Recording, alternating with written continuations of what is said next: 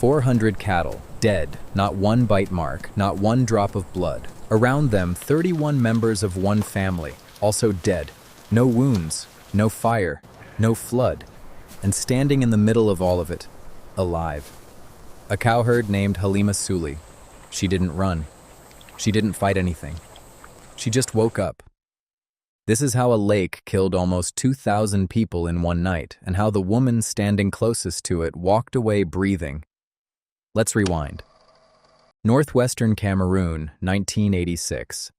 A quiet volcanic crater lake, 3,579 feet up in the hills.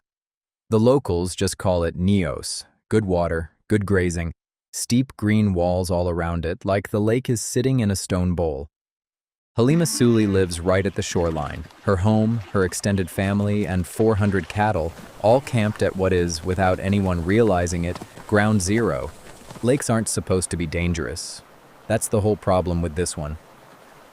2 years earlier, 60 miles away, a nearly identical lake, Lake Nyos, did something nobody could explain. 37 people near its shore died in a single night. No burns, no wounds, just gone. A volcanologist studied it and reached a conclusion nobody wanted to hear. The lake itself was the weapon. He wrote it up.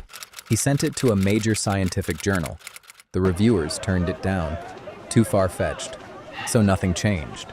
No sirens, no evacuation plan, no warning signs on the water.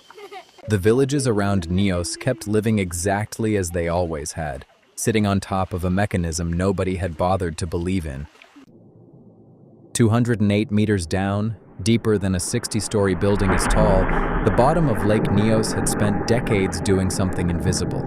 Volcanic gas seeping up from below was dissolving into the cold, still water, layer by layer, year by year.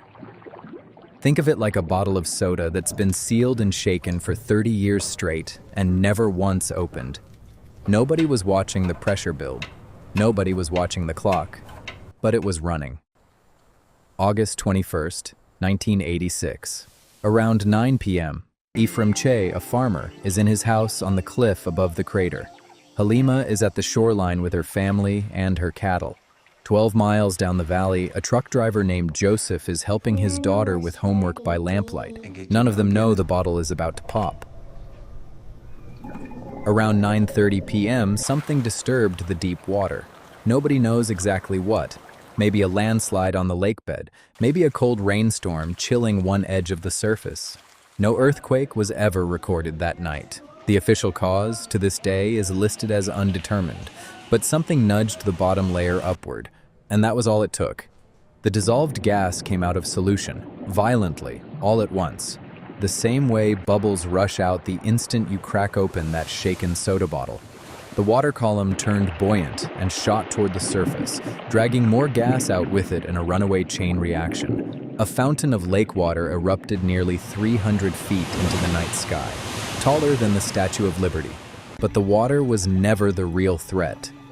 The lake had just exhaled somewhere between 100,000 and 300,000 tons of carbon dioxide. And CO2 doesn't rise, it falls.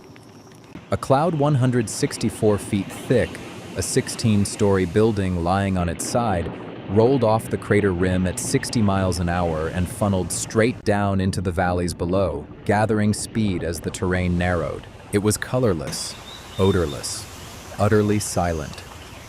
At the shoreline, Halima's world simply stopped. No warning smell, no roar, no light. One breath in, and the ground came up to meet her. Down the valley, Joseph the truck driver caught a whiff of something like rotten eggs and collapsed at the dinner table. CO2 has no smell at all. His brain, starved of oxygen, had invented the odor out of nowhere. Anyone who woke up and ran only made it worse. Running means deep, fast breathing, pulling in more of the gas with every stride. Their bodies were found on the roads, the lowest points in the valley, exactly where the gas had pooled the thickest. Anyone who stayed still on the floor, asleep on a woven mat, simply never woke up. The gas filled every room from the ground upward. The floor was the deadliest place in the house. We're taught that during a fire you stay low, That night, low was where you died.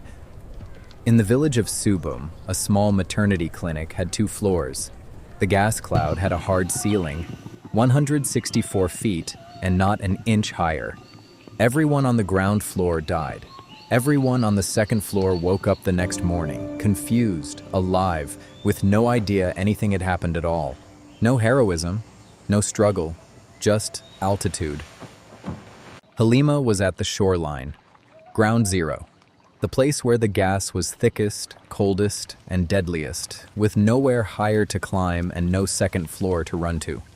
She should not have survived this. Almost nobody that close to the lake did. But gas clouds like this one don't behave like a perfectly smooth flood. At the edges of the flow, the physics turns chaotic.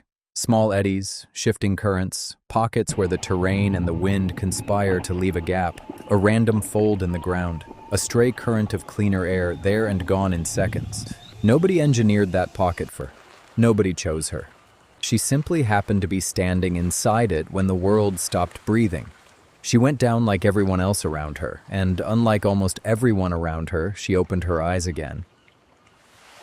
At dawn, Ephraim Che walked down from his cliffside house.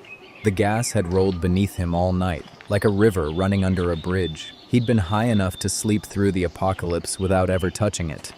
Joseph the truck driver woke up 36 hours later, covered in pressure sores, on the outer ragged edge of the cloud where thin pockets of real air had kept him breathing. And Halima woke up at the shoreline, surrounded by 31 dead relatives and 400 dead cattle, and started screaming, the only living thing left standing in a landscape of bodies. 3 survivors, 3 completely different reasons. None of them had anything to do with strength or speed or courage. All 3 came down to exactly where their bodies happened to be when the gas moved through. 1,746 people dead in a single night. No explosion, no fire, no flood. Just air that stopped being breathable, rolling downhill in total silence. Entire families were wiped out in their sleep, in villages up to 16 miles from the water. Survivors woke up to find themselves the only ones left in houses full of people who looked like they'd simply drifted off. Lake Nyos still sits in its crater today, calmer, degassed, monitored now with pipes that vent the pressure before it can build again. The warning that was rejected in 1986 became the blueprint for the fix that came after it. Halima Suley lived the rest of her life as the woman who survived the closest point to the disaster, not because she was braver or faster or smarter than the people she lost, just because the invisible killer that night left one small gap in exactly the place she was standing. Air is not obligated to let you breathe. That night, for one cattle herder at the water's edge, it did anyway.